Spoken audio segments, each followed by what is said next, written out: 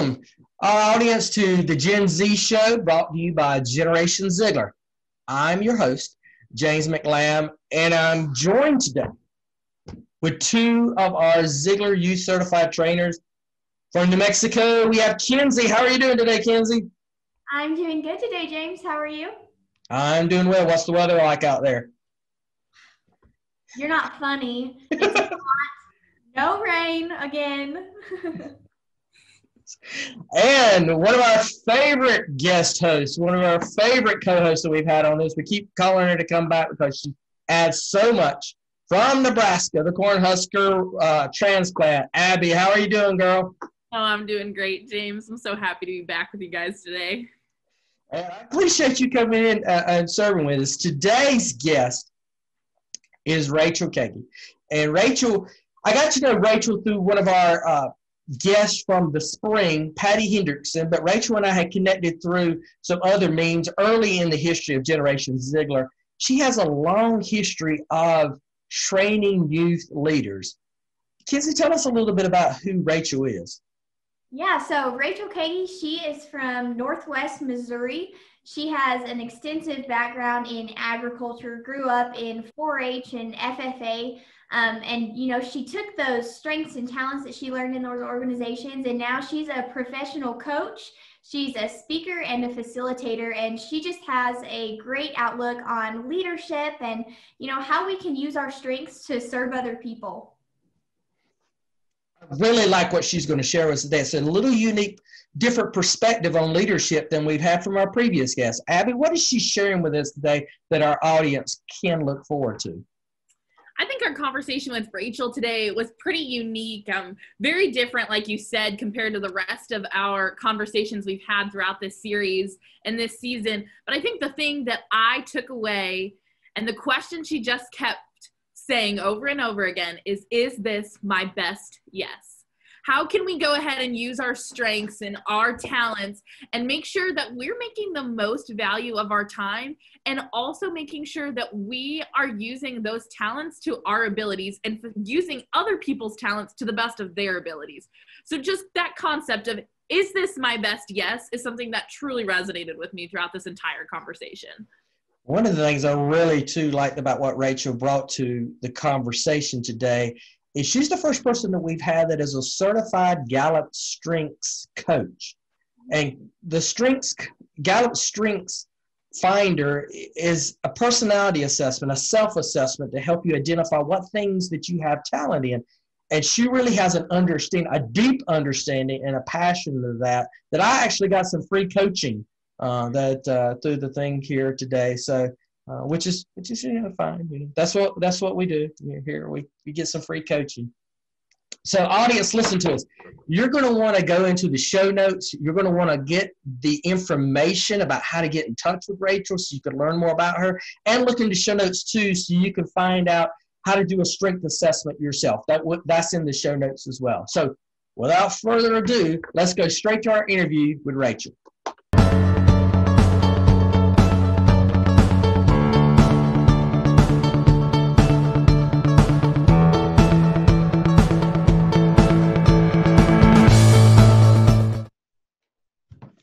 Rachel, welcome to the Gen Z show. Thank you for joining us and being our guest today.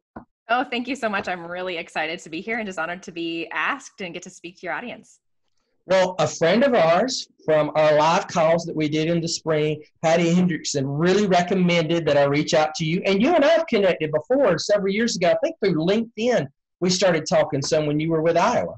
Yes, that's correct. Yeah. When I got the email from you, I thought, well, this is not a foreign name to me, but it's been a while. So it has been a while. I think it was right at the beginning. So, But for many of our audience, our young members, you know, late teens to mid-20s, they may not be familiar with you. Sure. and what you can bring to our call. So introduce yourself. Tell us a little bit about yourself. Oh, well, thanks. Yes, I am Rachel Kagay, and so I got my start here in Missouri. Central Missouri is where I grew up, a little bitty town called Archie, and have been exposed to leadership development and agriculture from the womb and will be to the tomb. So my mom has been an ag teacher pretty much all of my life, and my dad was heavily involved in the agriculture industry through agricultural sales and marketing for a number of years, and still does sales today. And so leadership development and agriculture have just been born and bred into me. And so I grew up an active member of 4-H and then later FFA, and went on to serve as a state FFA officer, state FFA secretary here in Missouri, and really intended that my life was going to be in a classroom teaching agricultural education, and just was always really interested in student leadership development. And so right after I finished my bachelor's degree at the University of Missouri, I went ahead and got my master's. I had met a boy at the time, and he was going to get his MBA. And I thought, well, perfect. We'll just both get our master's degrees done at the same time and get that over with. And so in the middle of graduate school, we got married. I don't know if I recommend that, planning a wedding and doing grad school at the same time, but it worked out okay for us. And then after graduation, we just decided he was going to really pursue his career with John Deere. He had had a lot of doors open through 3 internships there. And so we started moving. And I know a lot of your audience is familiar with FFA and agricultural education. And I knew in my heart, I just didn't feel good about taking a teaching job, knowing with confidence we would probably never be in a town for more than a couple of years, at least at the beginning of his career. I just didn't feel right about giving students that experience because I was blessed with an ag teacher for the duration of my high school experience, but I had lots of friends that weren't, and I saw how that disrupted their experience. And so instead I started looking for other opportunities. And when we landed in the Des Moines, Iowa metro area, a position opened up with the FFA Enrichment Center there. Sorry, I'll try to give the more abbreviated version here. But that was in leadership development through their FFA Enrichment Center. And that just swung doors wide open for me to pursue helping other people recognize their own talents and potential and find ways to serve, not just within FFA, but I worked with lots of other youth and civic organizations, adult and corporate clients and coaching. And so that just really opened my eyes beyond what I had ever dreamed for myself in terms of my career. And so after his position in Des Moines was starting to wrap up and we were looking to move, we went out to central Nebraska. We lived in Grand Island for a couple of years. And I launched a business called Point One Development with a very dear friend of mine, Layla Haji Down. She's a former national FFA officer, so that name might sound a little familiar to some folks. And we are still dear friends today, but just our business ideas for business took different directions. And so we ended up parting ways about a year ago, and I started my own coaching and consulting business branded under my own name. And so I do a lot of leadership development. One thing that also happened 2 years ago that I was sharing with you all before we started recording was that we had the opportunity to rejoin my husband's family farm in Northwest Missouri. So just over 2 years ago, he left John Deere and we moved to a little town called Maysville, Missouri, nestled here in the hills of Northwest, the Northwest of the Show Me State.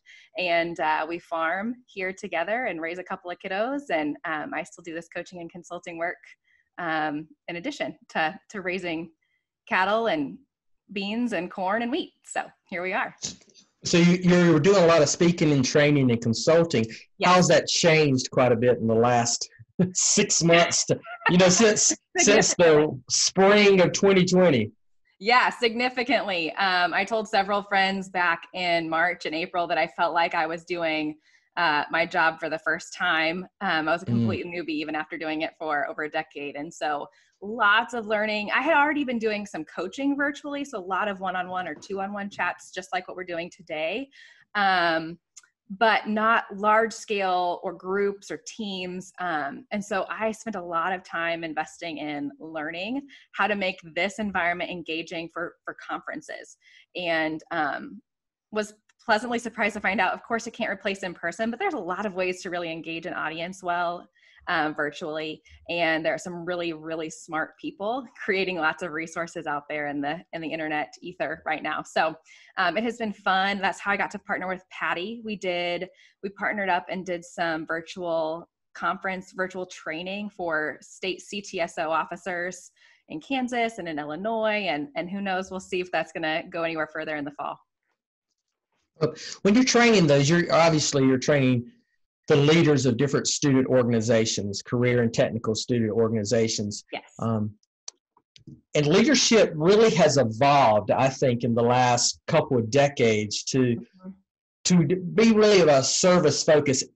I will say I believe that good leaders always understood that to begin with, but now we're actually focusing on teach that. So when you're instructing these young leaders in a service-oriented leadership, what does that mean to you, and what are the things that you're really going forward on them? Yeah, thanks for that question. I credit this, and I know you mentioned that a lot of your audience is familiar with ag or FFA and 4-H, and so the idea of living to serve won't be foreign to your folks, but that was really born into me and really stressed to me early, well before my 4-H and FFA career, that we are here to find ways to serve others. That probably also stems from my faith. But I just believe that the best leaders aren't focused on themselves. They're focused on how to meet the needs of the people around them, right? And so I believe that great leaders are introspective in that they are self-aware. They know their strengths and weaknesses, but then they turn that perspective outwards, and they're looking for the needs that they can meet with their talents and skills. And they're noticing where those needs are, and they're working to meet those needs. Now, that doesn't necessarily mean that they have to do everything on their own shoulders for the needs that they see, but they know how to align the needs with the resources. So that's kind of what I think. I just think that leaders really, the greatest leaders, the leaders that we remember, have a heart for things bigger than themselves and meeting needs that they see beyond themselves. Do you see sometimes when youth are coming to these leadership roles that they come to them, that it is a divide? Some come to them with the service aspect, and some come to it from the aspect of, I get to have the title of a leader. Yeah. How do you help them see the light on this?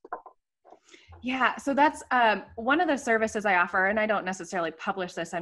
It's not something that I'm trying to create a market for necessarily, but there have been students that I've connected with over the years that have come to me and said, I really want to run for state office in whatever organization that is. Specifically, usually it's FFA, right? I really want to be a state FFA officer. Will you help coach me to help me get ready for interviews? And the first thing I always say is, I totally understand that desire to want to wear that blue jacket that has association on the back, right? Or that just has the emblem on the back. And I had that opportunity, but we won't go anywhere in coaching or having this conversation unless you can tell me why you want to serve. Right. And so if that answer, that why we want to serve is all about our own resume or the doors that will open or the opportunities, which is all true, right? It isn't an enormous opportunity, but it also comes with responsibility.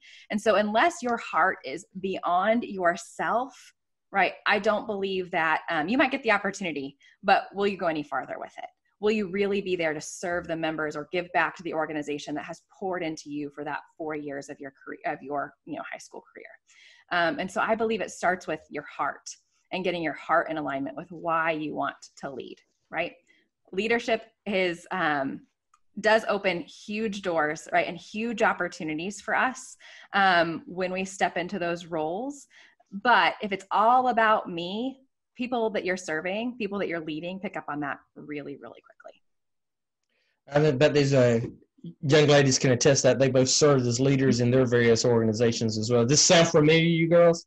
Oh, yeah, oh absolutely. Sure. And then it sounds familiar after, after the years after you're done serving. Of course, there's those students that you were able to build relationships with that they want to run for state office. And so I've heard a lot of those similar questions and answers, and yeah, it kind of comes full circle. Right. Yeah, absolutely. And it will continue if you stay involved in the organizations you've served in, that will continue to happen. And so I just am always trying to direct students back to, why do you want to do this? Right. It is totally okay to recognize that it can bring you some prestige, some open doors, some opportunities, some scholarships. But if that is your driving factor, then I think we've got bigger problems we need to talk through first. Okay, so Rachel, I have a question for you, if that's okay, James. Yeah. Okay, so I know that you're certified in the Strengths Quest Gallup, certification test. Yeah. And so after I took that test, as a state officer, it totally like opened my mind about like, yeah, I am good at that, or yeah, that's not my strong suit, and this is what I need to work on. And so I think a lot of students can relate to that have, that want to know more about themselves and how they can serve better. And so how did discovering your strengths, how did that help you or change how you interacted with people and how you behaved as an individual? Yeah, that is an awesome question. So that is something that I failed to mention, was that when we were in Iowa, I had the opportunity to become a Gallup Certified Strengths Coach and have continued on with that certification. And that's kind of the foundation for a lot of the coaching and consulting that I do with folks, and what I really love to talk about. So thanks for the question. I love it too. when I recognized that, that was my first exposure to strengths too, when I was a state FFA officer. And there were certain things at that time. I want to go two different directions with this, if you don't mind, for just a moment. At that point in time, as an 18-year-old state FFA officer, I think I started to recognize that there are some things that I have been performing at to meet the expectations that people around me have. Like, I read the description and I thought, oh, this doesn't really feel true to me.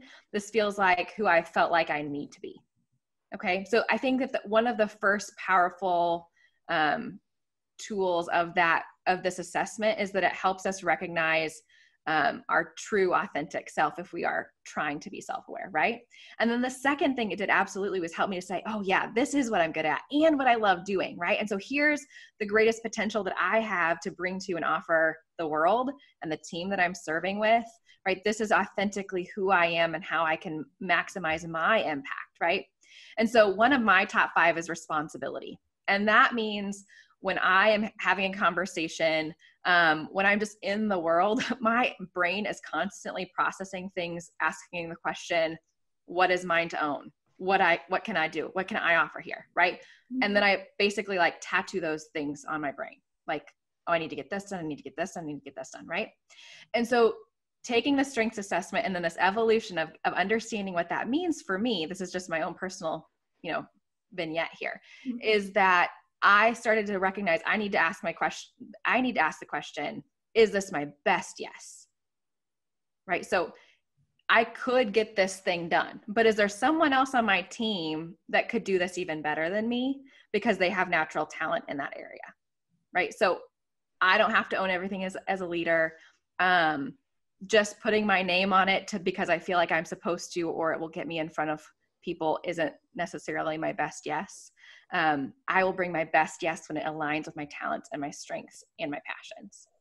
Did that answer your question? Yeah, for sure. Okay, great. For those who may not be familiar with strengths, because there's so many now. You've got DISC, you've got Enneagram, you got strengths. Mm-hmm. Those are 3 that come to mind immediately. Yeah, Myers-Briggs. Yeah. Why did I miss that one? That was like the biggie. Sure. So yes, the Gallup Strengths Assessment, now they call it Clifton Strengths. You might have taken it and know it as Strengths Finder. It is simply that. It's a tool, right? And all of those are excellent tools. So I will say that I don't have a problem with any of those, right? If we're using them for increasing our self-awareness and we're not just taking them to say like, oh, this was a cool personalities test. I knew this thing about me. I'm an orange or whatever, right? Or I'm these 4 letters and I throw it in the drawer. And the same thing can be true with strengths. And so it's only useful if you use it. For sure. It's only useful if you use it. So what makes Clifton's strengths unique, or what sets it apart from those others, they each have their place, is that assessment, you go and you answer about 174 questions. They're like either or, you rank yourself, it's timed. And at the end of that assessment, what it produces is your top 5, or you can get your full 34 ranked areas of natural talent potential. So it's a really well-researched tool. It's been highly scientifically validated, and it identifies those areas that you have the greatest potential in. And I believe that when we invest in, so we kind of, I think the tool can sometimes be a little misleading. The name of the tool, right, is Strengths Finder or Clifton Strengths. But what it actually does is name our talent potential And then just like going to the gym and exercising a certain muscle, right? Those talents don't turn into strengths unless we invest in them. And so the tool simply helps us identify what are our areas of talent so that we can then start to invest in them and build those muscles.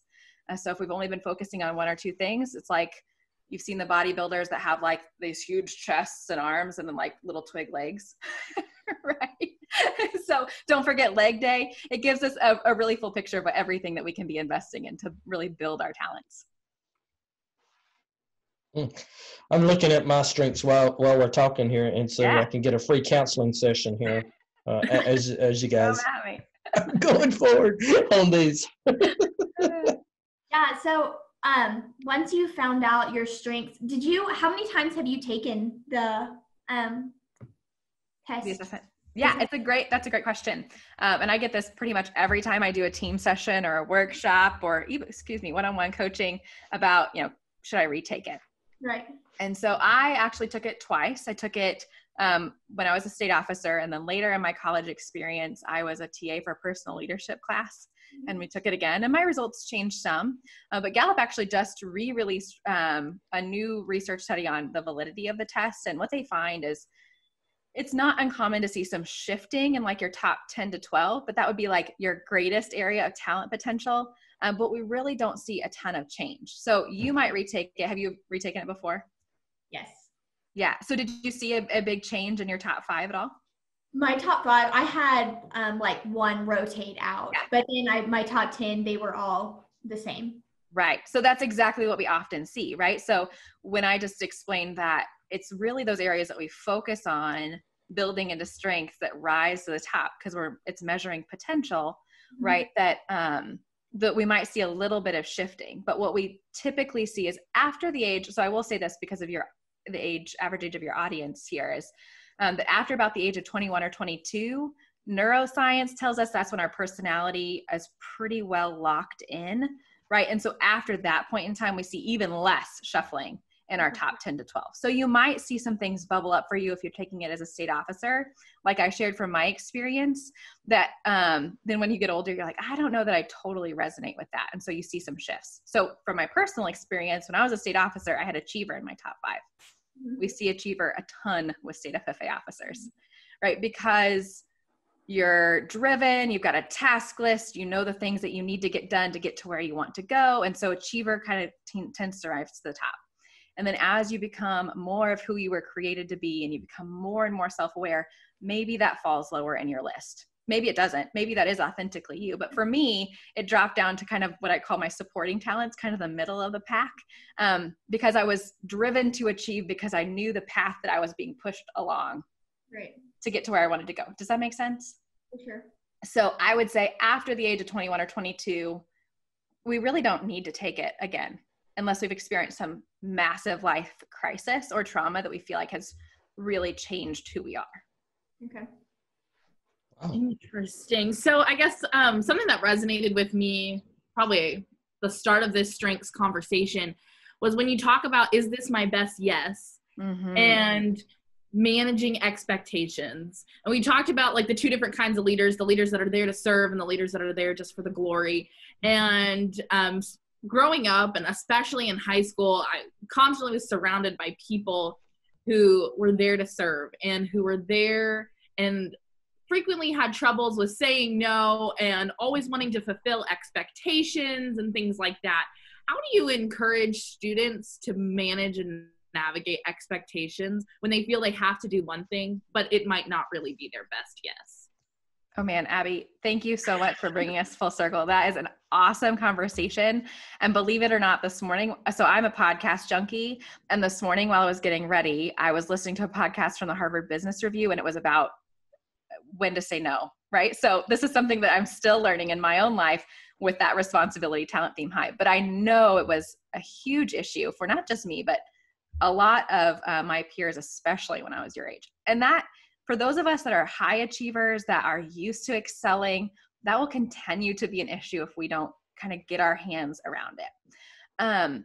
Because we want, when we're, especially as we're entering the career world or performing in college and participating in all these different activities, we want to be the yes person, right? We want to be that person that's seen as reliable, that's the one that gets stuff done, the one that we can depend on, right? And so we want to say yes because we don't want to disappoint anyone in our lives or look like we're trying to shirk responsibility, or that we don't believe in ourselves, right? Because we think that saying no projects a lack of confidence or a lack of ability. But in fact, then what often happens, and you can kind of nod along with me if you feel like this has happened to you, is that we've said yes to so many things that we get overwhelmed. Our list gets too big. Deadlines start slipping by because we can't get it all done, or we have to say no. We're forced to say no to an opportunity we really want to do because we've said yes to so many other things, and we don't feel like we can let any of those balls drop because we've already put our yes on them. Right? Okay, I saw some nodding and some smiling, right? And so I think that there's probably a lot of people listening or watching that can identify with that as well.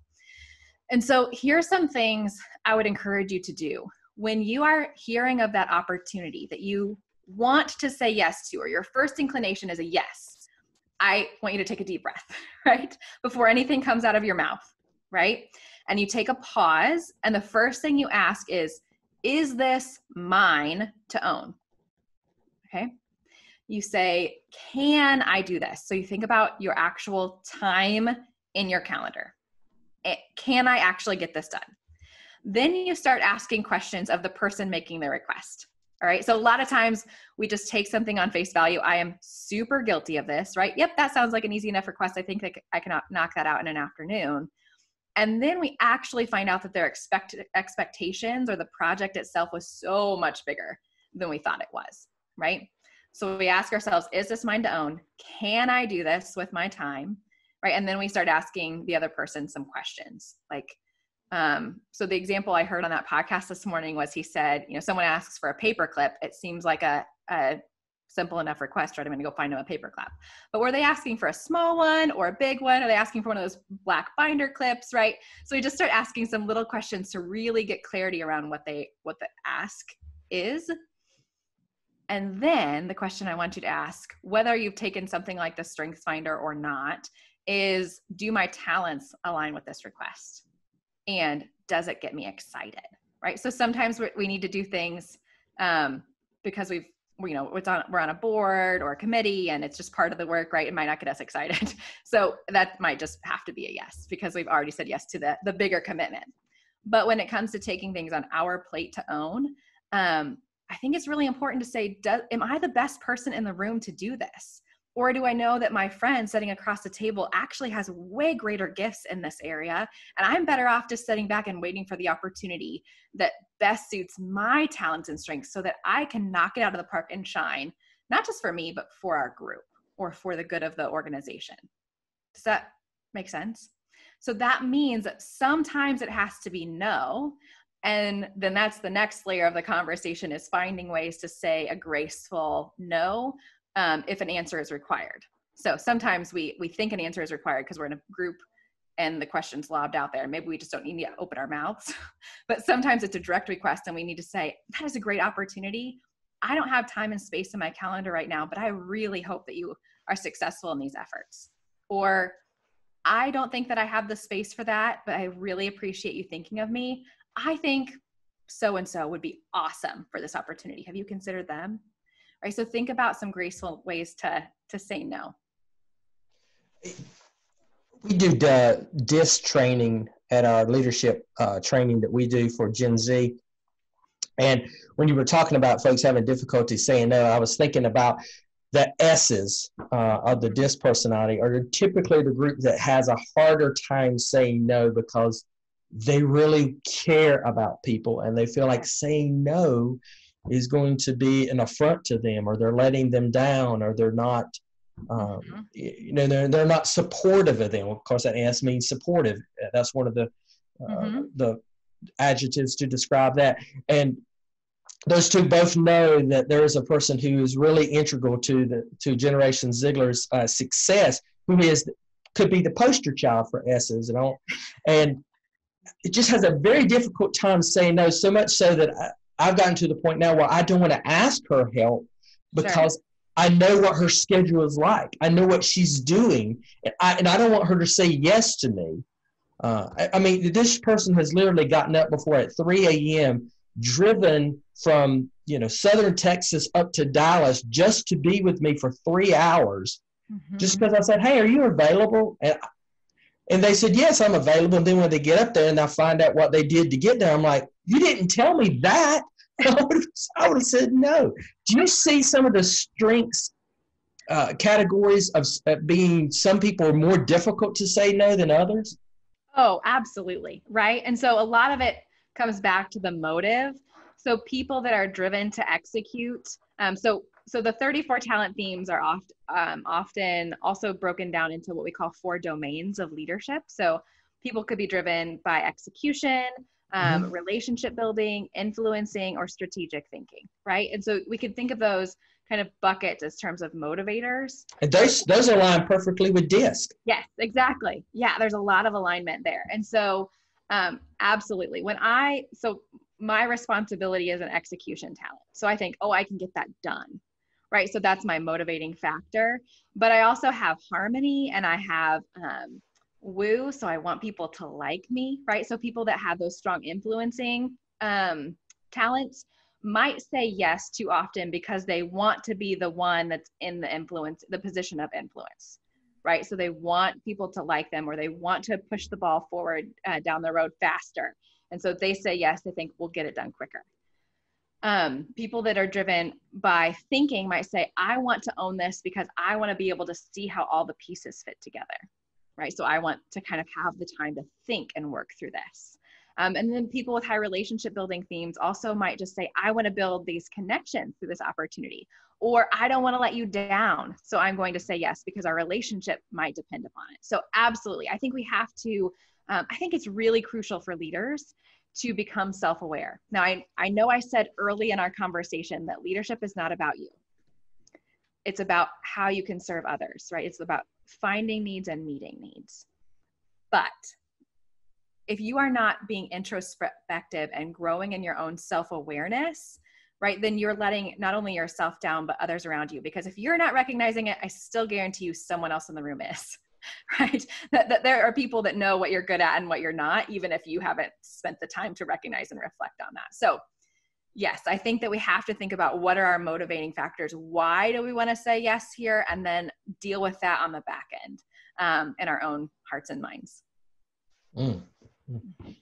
We got some strong D's in this category as far as sure. So, Abby, you a D as well? Yes. I know Kenzie is. Kenzie and I are the poster children for D's. Right. All right, free counseling session for James here. My top one is belief. What does that say about me? Yeah, so I share belief with you. It's also in my top 5. So those of us with high belief are kind of driven by this core internal sense of values, right? We know what we believe and what we don't. So we tend to see the world in a little more black and white, right? So this is a hard yes or a hard no. I absolutely believe this, and you're going to have a hard time convincing me otherwise. That doesn't mean that we are closed-minded, right? But that we just really have this internal gut factor that checks in really quickly to help us make decisions. So to speak from personal experience again here, having belief in my top 5 has really driven the work that I care to do, right? So I love working with youth because I see the potential here. I want to help you recognize your own potential and grow. If I'm working, I'm probably going to say no to even something that might have a lot of dollars attached to it if I don't feel the intrinsic value of doing that work. I hope that makes some sense. So people with I got you. I'm with you there. Yeah, absolutely. So people with high belief, we tend to really clearly know what we value and can't hardly believe that other people don't know their values, right? We just filter the world constantly through our value system. And there are other people that haven't even checked in with that. So I think I maybe mentioned that on my list before our call too, in terms of thinking through. It's important to spend time determining what we value because that drives our decisions, whether we've consciously thought about it or not. I saw a hand, maybe. Oh, sorry. There was someone at my door. Oh, no worries. No worries. I'll list one of the other ones here. I got number 2 is a ranger. Yeah.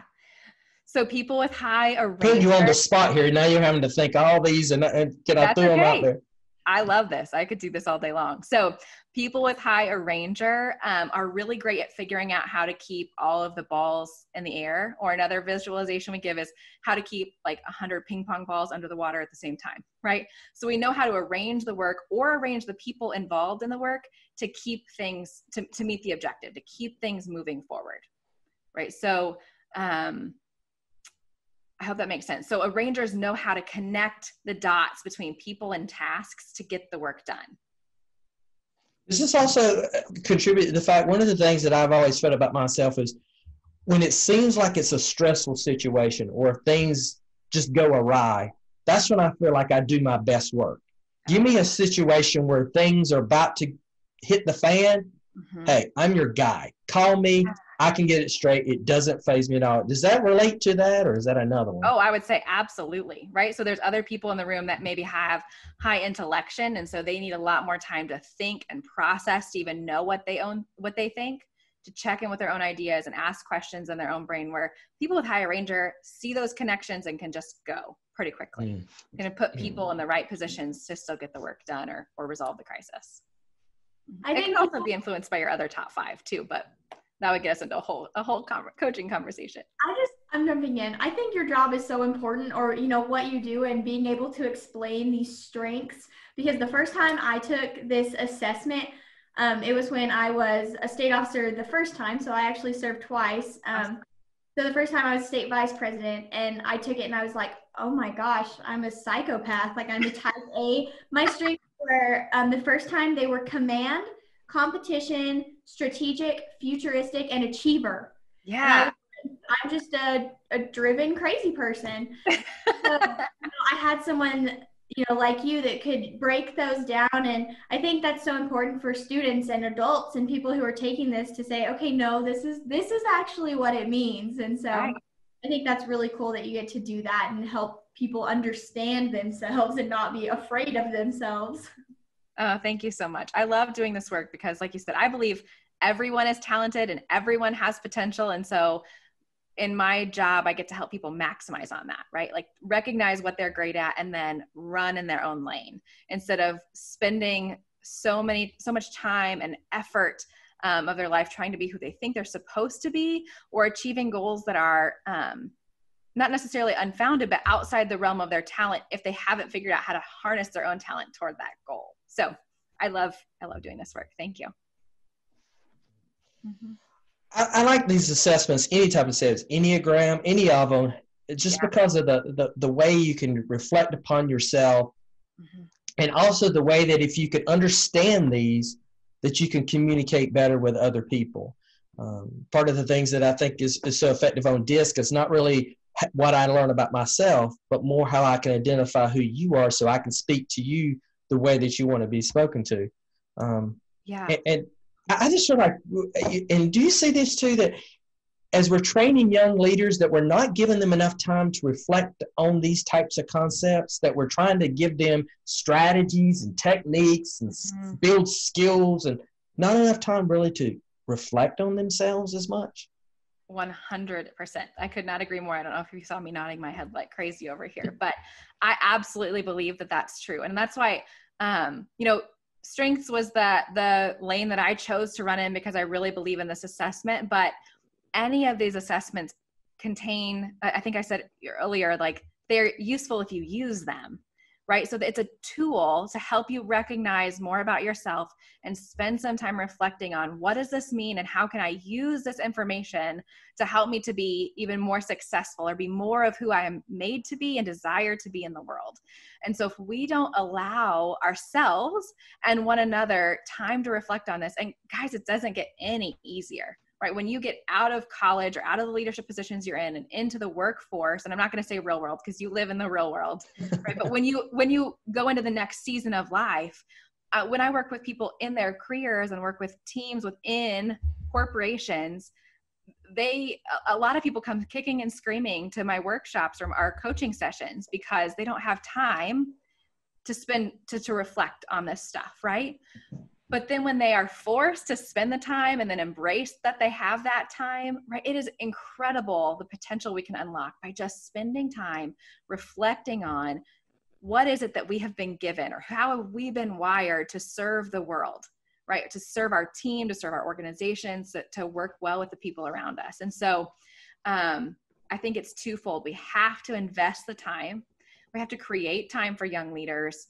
For those of, I noticed in some of your earlier calls, James, that there are also advisors that listen into things like this. And so we have to create the time for students or for adults to sit down and invest in themselves. And then the other part of that's really fun for me, you alluded to this, James, is that it helps us recognize how to work best with others at our table. And so really the realm of strengths coaching that lights me up the most is doing this as a conversation within a team and helping us learn to appreciate one another and seeing barriers or previous conflicts kind of fall apart once we recognize why that conflict was starting, was a kind of a misalignment of talent or not recognizing talent in other people, because we do need one another. Differences are an advantage. And so we've got to be able to bring our very best and recognize the very best in others.